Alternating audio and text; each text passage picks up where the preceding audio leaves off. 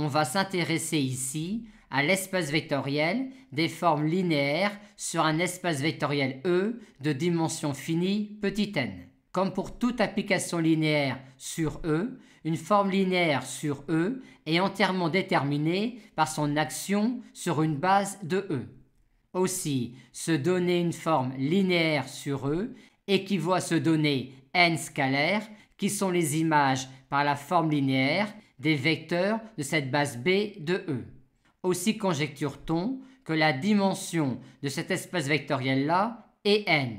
Et pour le montrer, on va formaliser ce que l'on a dit précédemment en introduisant cette application linéaire-là et en montrant qu'elle réalise un isomorphisme de l'espace vectoriel des formes linéaires sur E sur Kn.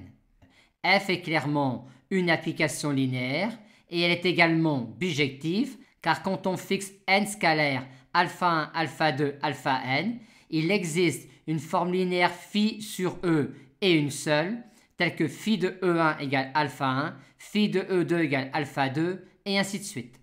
On a donc ici un isomorphisme d'espace vectoriel. On peut donc en déduire que la dimension de l'espace vectoriel des formes linéaires sur E est égale à n, qui est aussi la dimension de E. Maintenant que la dimension de l'espace vectoriel des formes linéaires sur E est déterminée, on va voir qu'à chaque base B de E, on peut faire correspondre une base de l'espace vectoriel des formes linéaires sur E, base que l'on appellera la base des formes linéaires coordonnées sur B.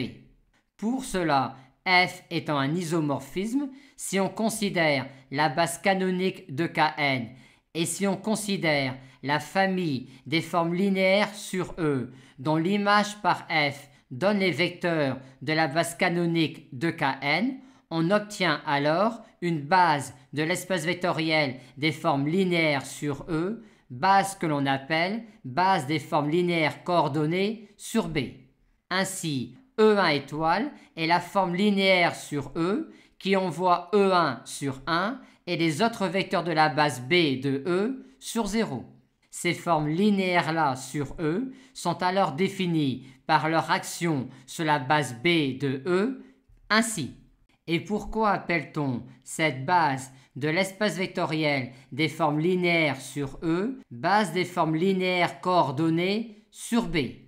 Car quand on applique la forme linéaire EJ étoile à un vecteur X de E, on récupère sa jème composante dans cette base B de E. On retiendra donc l'action des formes linéaires de la base B étoile sur les vecteurs de la base B. Et on retiendra que quand on applique la forme linéaire EJ étoile sur un vecteur X de E, on récupère sa jème composante dans la base B de E à laquelle est associée la base B étoile.